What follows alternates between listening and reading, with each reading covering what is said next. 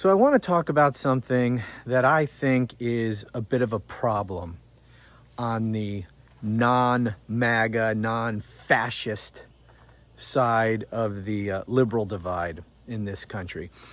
Some people will call that the left side. I don't think it's left. I think it's much broader than the left. That's why I say, anti-MAGA or pro-democracy, pro-rule of law versus fascist, authoritarian Trump side of things. It's not just liberals. It also includes actual conservatives and independents who oppose this. Anyway, the problem that I see, and I've talked about it before, is that people on our side, on the pro-democracy side, the anti-authoritarian side, oftentimes exaggerate things and sensationalize things and just act hysterically, overreact really to things that Trump may do or say, or that the courts may do or say. We've had a recent example of that I've discussed. And here's the thing. What's going on in this country is so bad, we don't need to exaggerate. I'm not one who thinks it's ever good to exaggerate. I think it's always best just to deal with reality as it is. But when things are as bad as they are, why do you even need to exaggerate? Things are bad enough. We don't have to react, hair on fire, hysterical to everything. Especially something that Trump says. For God's sakes, ignore this guy. He lies as he breathes, so why take anything he says seriously? But even when it's things like a court decision, calm down, don't immediately react, don't immediately believe everything that you hear someone say about it. Even people that you think would be a solid source of information, if they're reacting hysterically, just let the thing lie for a little while. Let the initial reaction subside a little, and then see what is being said about it. It'd be best for you to go to the source material yourself, whatever that may be, whether it's a court opinion or an executive order. Read the executive order. That's one of the things that I've tried to do here on this channel when Trump has issued some of these more ridiculous executive orders. No one ever seems to read them. They just report them, and oftentimes they're completely wrong. And it's intentionally that way. Donald Trump often claims that he does something by executive order that he doesn't actually do if you read the executive order. And most of his executive orders are for show. They don't actually do a damn thing. And I've demonstrated that to you over the last several months. So my point is, don't immediately overreact to everything. As I say, things are bad enough. The problem is that there is an incentive for people who, who report on these things, whether it's in the media or increasingly, and this may even be more of a problem, in the new media. YouTube channels and podcasts and independent content creators. Like myself. And, I consider myself part of that world, and I feel a responsibility to sort of call out. I'm not going to do it by name.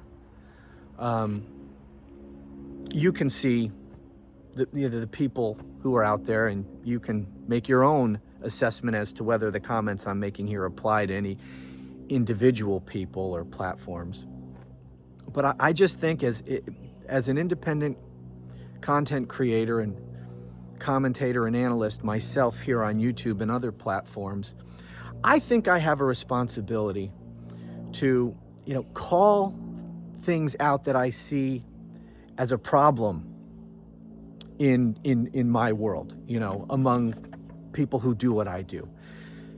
The media should have been, we have a problem with mainstream corporate media. They should be calling themselves out. They don't, for the most part. And I don't want to follow their model. I want to try to be more honest here. I mean, isn't that what we should be striving for here on these new media platforms? But I think far too often the incentive structure is not necessarily for honesty, although a lot of the problem is not that people are intentionally lying, but a lot of people don't know what they're talking about. And a lot of people just repeat what they hear other people say. Let's face it, you don't have to have any sort of special expertise to start a YouTube channel. And if you get enough people subscribing and watching, numbers alone seem to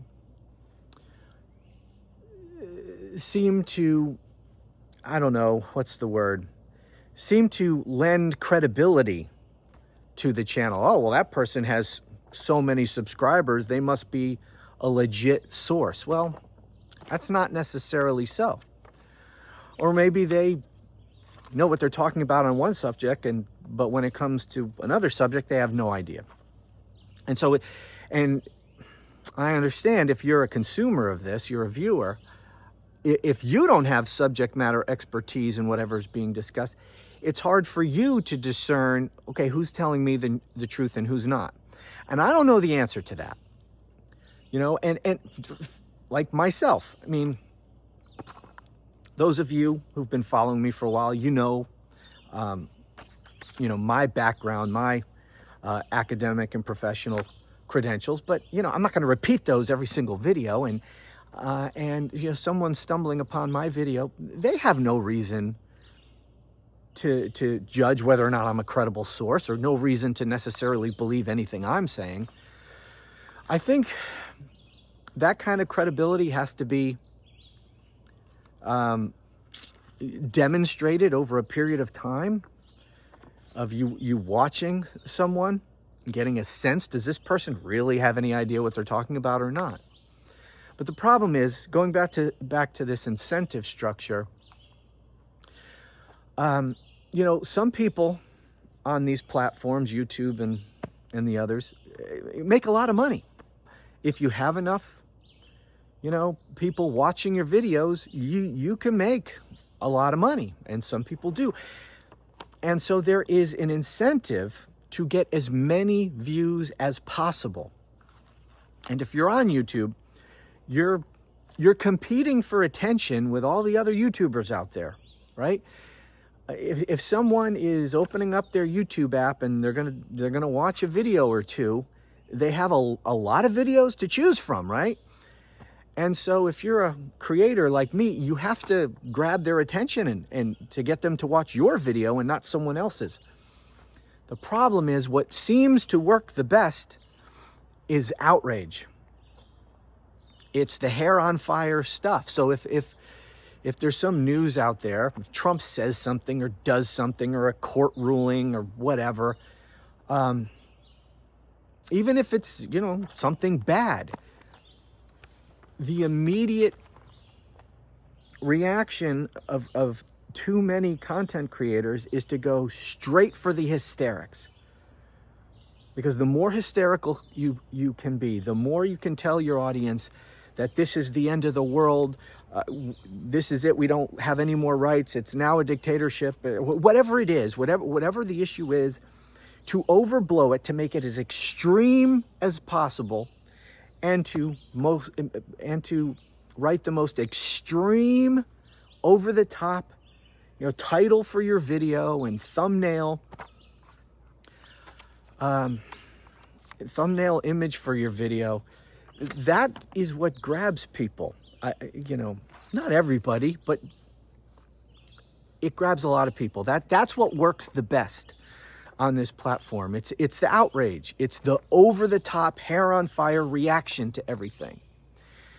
You know, it's the same reason why Fox News does what it does. You know, trying to scare the viewers.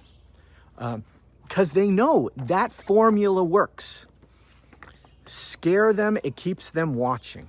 And people, for some reason, tend to believe the most extreme version of whatever it is. And so when people are reporting on something, for some reason, people tend to believe whatever is the most outrageous take.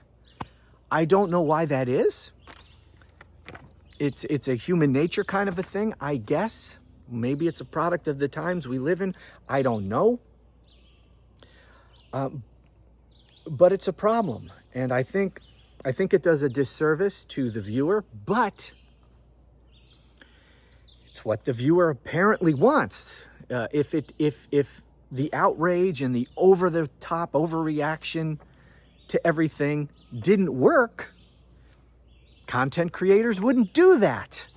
You know, if measured, reasonable, calm, analytic reactions, you know, let's take it slow, let's talk about what's really going on here. If that approach worked the best, that's what people would be doing. But I don't think that is what works the best. Now, I try not to engage in that hysterical stuff at all. I do try to make you got to play the game to some degree. I try to make my headlines as attention-grabbing as possible without being deceptive in any way. And I find a lot of people are deceptive. I don't know how many videos I've clicked on, and then I'm watching and I'm like, okay, you ever going to get to what the title of this video was about? This video bears no resemblance to the title. So I never do that, but I have to make it sound as intriguing and interesting as possible. So you got to do that. But I try not to, you know, I don't go for the overly dramatic just to be overly dramatic. Hey, if something's really, really bad, I'll say it's really, really bad. And some things, especially the way things are right now, some things really are really bad. So I would never downplay that. I mean, if I think it's really bad, I'm going to tell you that it is. But a lot of times these things are overblown. And so one of the ways I sort of combat that on my channel is I just sort of use a picture of me for my thumbnails for the most part. You know, I don't try to do a hair on fire. I mean, I'm hoping that I'm hoping to attract an audience who trusts what I tell them. So my credibility is very important to me. So whether you like it or not, and sometimes I get attacked for this, and it's really frustrating, I got to admit, but especially when you're going against what everybody else is saying out there, I'm going to tell you the truth as I see it, whether you like it or not. And if you disagree with me, that's fine. Please do. If you have an intelligent disagreement, you know, let's talk about it. Maybe you changed my mind. Maybe I'm wrong about something, and I would appreciate being corrected. I'm not, you know, I think we should all be striving for that, right? I mean, we should be striving to understand the things as best we can. And if our perspective on something is wrong, don't we want to be right? Don't we want to see things the way they really are? So, you know, if you think I'm wrong about something, yeah, let me know. But so I'm trying intentionally, I have been from the beginning, to have the kind of audience who believes that I'm being honest, even if they disagree with something I'm saying. And I won't always be right. I do my best to be right. And when I'm wrong, I realize I'm wrong, I will correct it. But an audience who believes that I'm being honest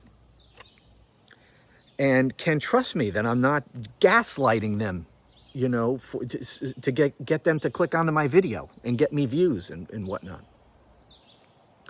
And I'm hoping that that kind of audience will want to watch my videos, you know, whatever I'm posting, that they'll just want to watch it. Like, one thing I hate about these social media platforms is, it used to be, you know, when you watch cable news or whatever, a TV show, and you watch it every night at 7, right? Whatever the show is.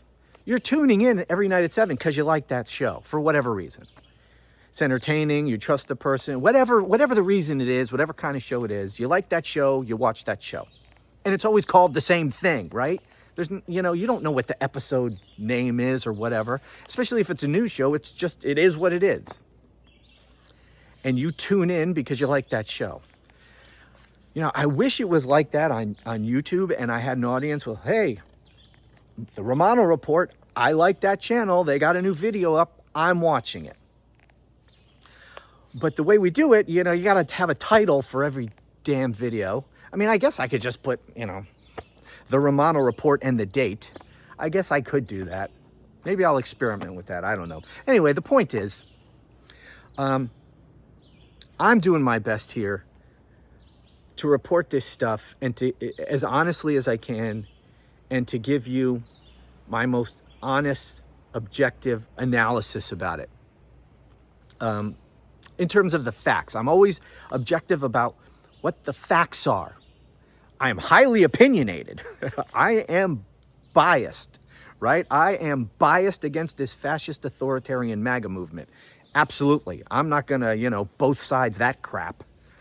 But in terms of the facts and the reality, let's deal with the objective set of facts as best we can ascertain them, and then talk about it. That's what I try to do here. Anyway, I hope that explains where I'm coming from, but also, as I say, I just, as someone who's part of this new media space, I just feel a certain sense of obligation to sort of help steer this whole thing in the right direction. I know I'm just a tiny little fish, and I'm not going to have any influence on my co-creators out there, but, you know, I hope more of them do that, because I don't think the overreactions and the hysterical outrage to everything, I don't think it benefits you know, the viewers. I don't think it benefits our politics, more importantly. That's ultimately why I do what I do. I'm trying to educate as many people as possible, because I don't like the direction this country is going in. I am as opposed to this fascist, MAGA, authoritarian cult shit that's going on in this country as anybody, and we need to combat it. And so this is my way of doing my part, and I don't think it's helpful in fighting what we're up against to lie to ourselves about what's actually going on. As I said, things are bad enough. We don't need to exaggerate it, but the incentive structure is there for content creators to exaggerate it, to get those clicks, to get those views. And also, a lot of people just don't know what they're talking about. But anyway, thanks for hearing me out on this. As always, I greatly appreciate you watching, and I'll talk to you again soon.